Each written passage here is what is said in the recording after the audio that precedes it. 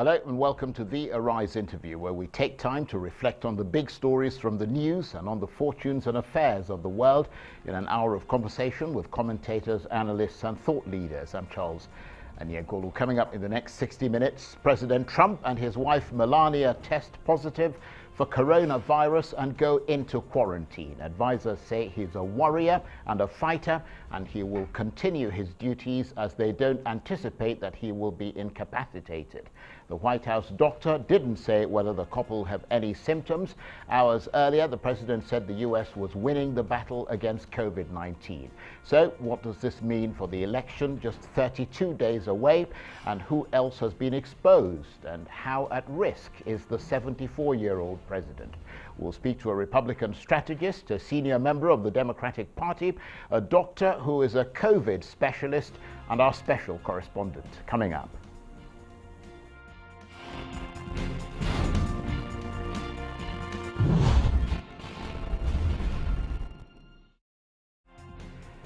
And it won't come as a big surprise that our main story today is the news that President Trump and his wife Melania, as well as one of his closest aides, have all tested positive for the coronavirus. But the diagnosis has come as a political bolt from the blue. There are just over 30 days to go before the presidential election, and Mr. Trump is trailing in the polls. Add to that the fact that it's an election that is, at least in part, a vote on Mr. Trump's handling of the pandemic. 270,000 Americans have died from the coronavirus out of more than 7.25 million confirmed cases. So big questions about the president's health now, about the impact on the White House and its ability to function, and what impact it will have on the election campaign. We'll start our coverage today by speaking to a Republican Party strategist in a moment. But first, here's the U.S. Secretary of State Mike Pompeo reacting to the news that Mr. Trump has tested positive for the virus. Ready for one more stop? I am feeling fantastic. I was tested about 30 minutes ago. That'd be the fourth time I was tested in the course of the last 2.5 weeks. Remember the dates? 16th, 24th, 27th, and now October 2nd. I actually have not been with the president since the Abraham Accords on the 15th.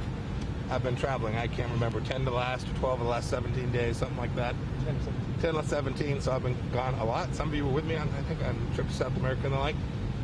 We're praying for the president and the first lady, that they'll have a speedy recovery. I'm sorry, I'm trying to speak up a little bit. That they'll have a speedy recovery. I spoke with the vice president's office this morning as well. We're taking this obviously very seriously, and we'll do everything we can to keep everyone safe, including you all. Do you have your results yet? Do you know if you're positive or negative? Yes, no, I'm negative. Yes, as of 20 minutes ago or 30 minutes ago. Do you still plan on traveling this weekend? You know, we're gonna evaluate that, whether it's appropriate to travel. I was headed to Florida, make sure you get the days right, tomorrow, Saturday, and then off to Asia on Sunday. I think it's more dangerous that I'm standing than anything else. You got to handle, yeah. I'm planning to head to Asia on Sunday. We'll spend the next few hours and try and figure out what the medical team says. I talked to my doctor back in Washington, the State Department medical team. They said it'd be perfectly fine to make both of those trips, but we're going to continue to look at it. Any extra precautions? You know, we take a lot of precautions. So, yeah, I mean, we're measuring, trying to make sure we get some additional contact tracing on folks that have been to the White House. We're watching as the White House is doing its work as well. So, yeah, we'll certainly be careful, but we've been awful careful for months and months and months, and we're doing our best to keep everybody safe. All my whole team, everybody who's both back in Washington and traveling as well. Does this mean that you get any kind of additional briefing since you're fourth in line in succession? I mean, is there anything that changes in the way that... No, I don't think so. I don't think anything will change. I've had access for 3.5 years now to just about everything. U.S. Secretary of State Mike Pompeo there. Well, for more on this, I'm joined now from Miami, Florida, via online Cisco WebEx by the Republican strategist Erol Morkoc. Erol, thank you very much indeed for joining us. What's known to you at this point about the condition of the president and the first lady? Well, the great thing that I can report, and thank you for having me, is that the president's symptoms are currently mild. He woke up this morning and he spoke to Mark Meadows, who just gave a press briefing, and Mark Meadows indicated that his first question was about the economy, about where things are going. So, we have a president who's in good spirits. He's energetic. He's planning to lead from this quarantine. The great thing about this president is that, he's going to be committed to working on behalf of his constituents, despite being sidelined by this foreign pestilence. And, there's nobody with a stronger work ethic, nobody more robust, and nobody who is going to have better access to health care than President Trump. So despite the very real and present danger of anybody having COVID, I myself had COVID, and it wasn't an enjoyable experience, I can say.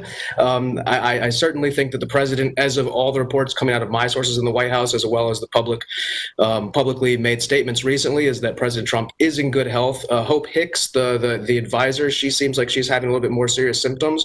And right now, thankfully, his children, especially Barron, is not testing positive. So we're going to see a lot of his surrogates coming out. Mr. Pompeo, or Secretary of State Pompeo, as you've just seen, is starting to have to step into roles that Mr. Trump, usually would take during the campaign. So we're going to see about, 10 days or so of President Trump kind of leading from behind, which is unusual for a man who's so often puts himself out there on behalf of his constituents. But right now, we can only report positive things, and hopefully this is going to be a more asymptomatic experience for the president. Well, of course, it's still early days, isn't it? I mean, we know that the British Prime Minister, for example, when he went in, he didn't really exhibit any symptoms after he caught it. And then later on, he ended up in the intensive care unit. But beyond that, I mean, all this is particularly remarkable given the way that Donald Trump has handled the coronavirus pandemic, downplaying it, saying that it could disappear on its own as if by magic, and then even more recently saying that the US was turning the corner on this. What do you, as a Republican strategist, make of it all?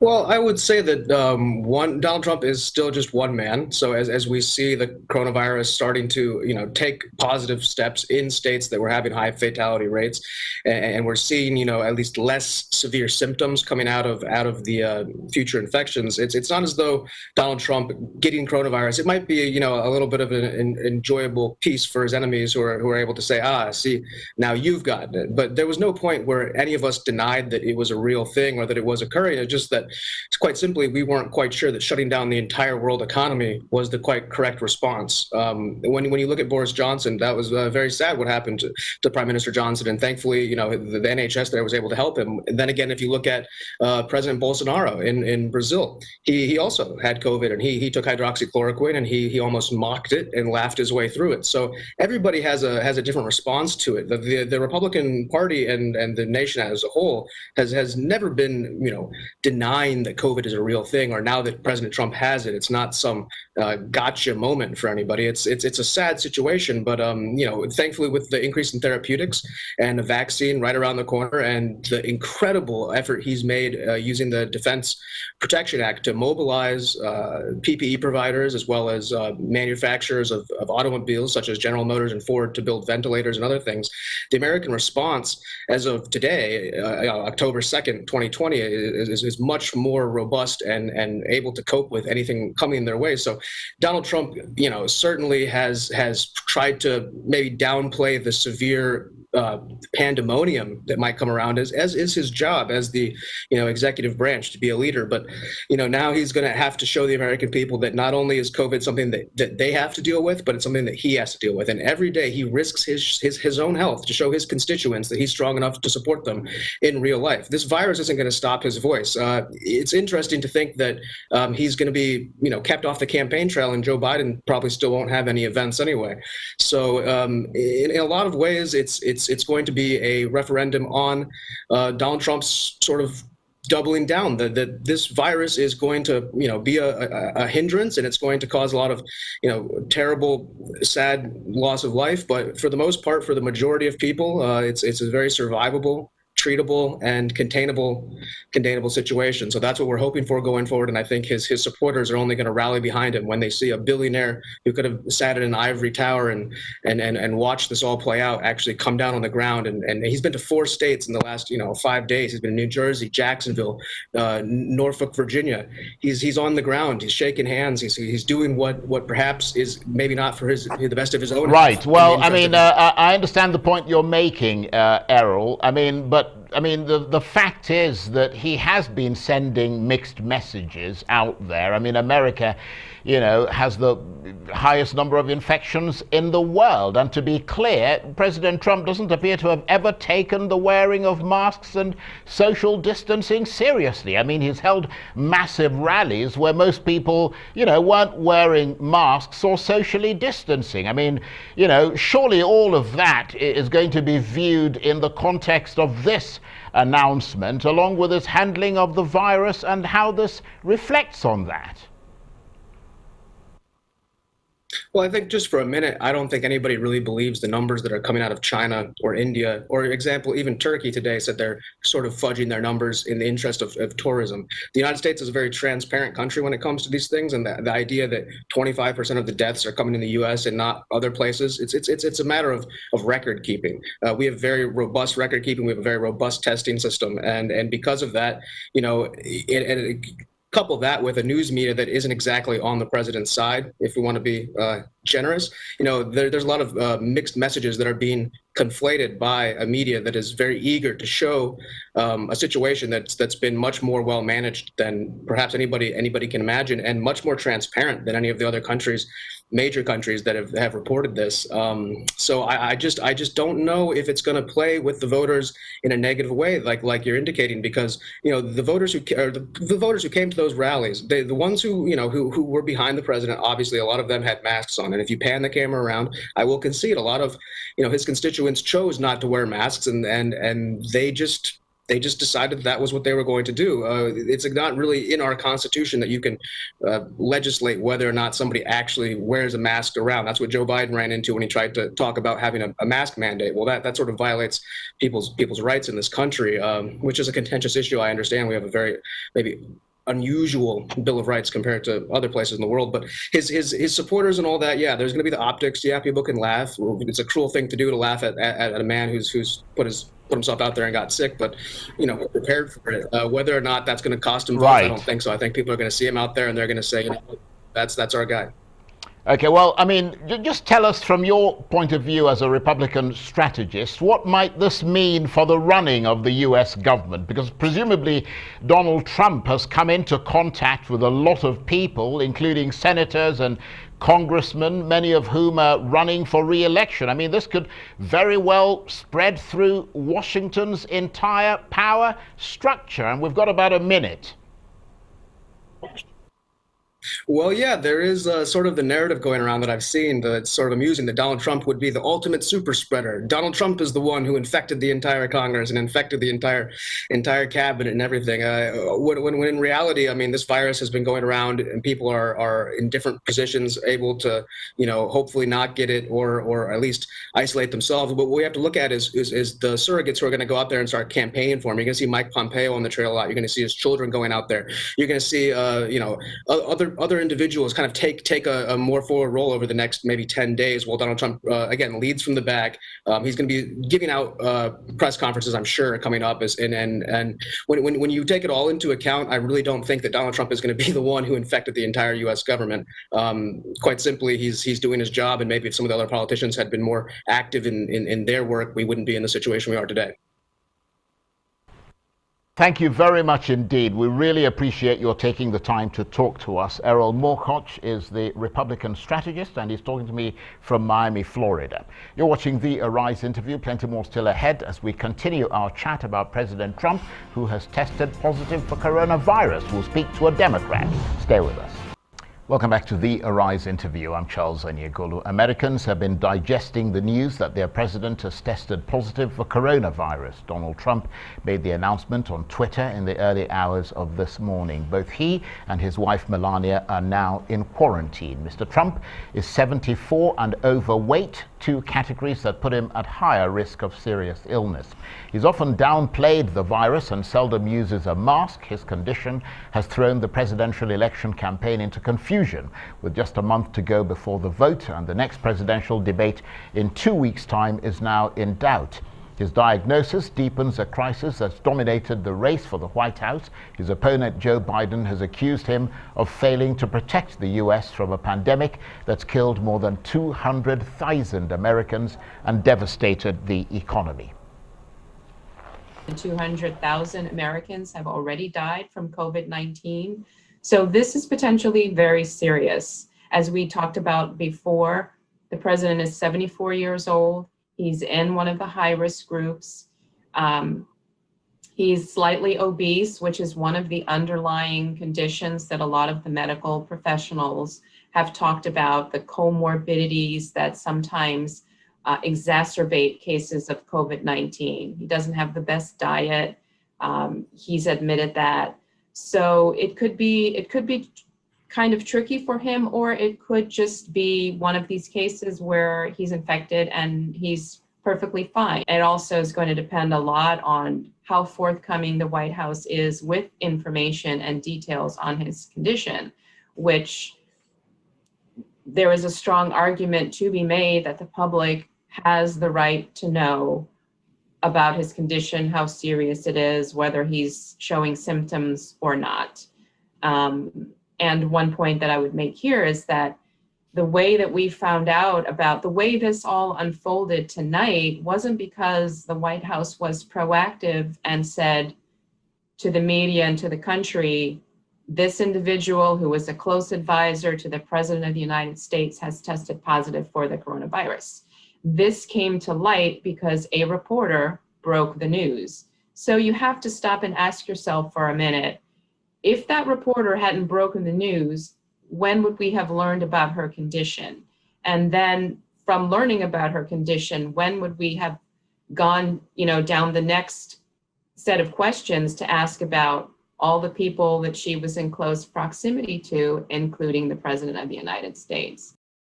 Well, for more on this, I'm joined now via WebEx by the chair of Democrats Abroad UK, Inge Kjemtrup. Thank you very much indeed for joining us. So an astonishing development with few weeks away from the presidential election and the campaign in full swing. I mean, from the point of view of a Democrat, what's your reaction to that? To say the least, but I mean, first and foremost, Vice President Joe Biden and Senator Kamala Harris were very quick to wish the president and the First Lady all the best and a swift recovery, because as we all know and have been experiencing since this virus first hit our shores, this is a terrible situation, very unpredictable. One doesn't know, as your correspondent said, given Trump's age and health condition, it could be quite a serious condition. Part of me also thinks that because of how much more we know since the start of the year, the development of science, the kind of progress we've made in testing and research, he probably would benefit from better treatment in the hospital if it becomes necessary, which he might not have been able to take advantage of some time ago. So there are multiple layers of irony here, but it's important to say that he will be one of millions of Americans and millions of people around the world who've had this horrible disease, and how it manifests itself, we don't know. As your correspondent mentioned, though, it's interesting how it sort of slipped out in the news, and that is very concerning, because I think when you have the leader of a major nation not being straight with his people, as he has never really been, it is concerning, and it's something we need to know, especially as we are now simply 30 days away from the election on November 3rd. You know, things are moving very swiftly, and there's lots of news. And having this, I think, in summary, has surprised us all, and we shall see. Now, his rival in the presidential election campaign, who is your candidate, Joe Biden, is also quite elderly, and the two came into quite close contact at the presidential debate. Do we know how Joe Biden is at the moment? I don't think we know that. I think he is being tested. I just saw right before I got on the call that Kamala Harris has also been tested. So I think everyone is being extremely careful to be sure they understand that. It's worth remembering that Joe Biden is 77 years old, so he's just a bit older than Trump's 74. I think he's been in pretty good health over time. It's a little hard to weigh these things up, but what's a little worrisome is if you recall the debate on Tuesday night, you know how vigorous it was at certain points, and certainly President Trump was getting quite impassioned and shouting and sort of interrupting quite a lot. I think a lot of people have talked about, how far away were these two from each other. Also, the moderator, I think, was at a certain point sort of a triangle there, so we don't know. I mean, in this day and age, we all become, amateur health experts if we aren't, and it is worrisome to think. But I think it's important to know that, we take the COVID-19 situation seriously, and the Democrats have been trying to address the pandemic as much as possible to bring to the forefront that there are 200,000 who have died, and to talk a little about what might happen if the Affordable Care Act, which is sometimes known as Obamacare, does get attacked, because that is the health source for some 20 million Americans. And in a time when we have this pandemic, it seems foolish and cruel of the Republicans and of this administration to be threatening that. Well, I mean, I suppose how the Biden campaign and the Democrats, your party, handle this will be interesting to see, because, I mean, there is definitely a risk, isn't there, that they could overplay their hand in criticizing the president and get a backlash from the public, who might view the president sympathetically after this. Well, I suppose anything's possible, but it's important to remember that the campaign, the voting, for example, is very much underway. We are a month away. Lots of people have already taken advantage of early voting possibilities, including postal voting in many states that has expanded quite a bit despite resistance from the Trump administration. So a lot of people, including overseas Americans, will be casting their ballots, sending them in. In our case, as overseas Americans, we can send them via post, we can send them via email, and unbelievably also by fax. So it's extremely important. And I have to say, as someone very involved in the overseas Democrats, I'm seeing an incredible uptick in activity. People saying, well, in 2016 I voted, but this time I really want to make sure my vote is in. And I think some of the stateside results are reaffirming that as well. I think in North Carolina, for example, they've had incredible early postal voting. And I think that's something we're going to see throughout. It is something we tend to look at as a good harbinger of what's going to be coming. So, I mean, basically the campaigning will continue. It's already been much of it virtual. We don't have big rallies like the Republicans have. Everything is pretty careful and social distance. You see tons of pictures of Joe Biden and Kamala Harris in masks. And I think that kind of caution, that kind of respect for the dangers of this virus is something that we're going to be continuing. And remember what a damage it has done to our economy as well, with so many unemployed and so many just at a loss. Okay, Inge Kjemtrup, chair of the Democrats Abroad UK, I want to thank you very much indeed for joining us today. And you're watching the Arise interview. Plenty more still ahead as we continue our chat about President Trump, who has tested positive for coronavirus. We'll speak to a doctor. Stay with us.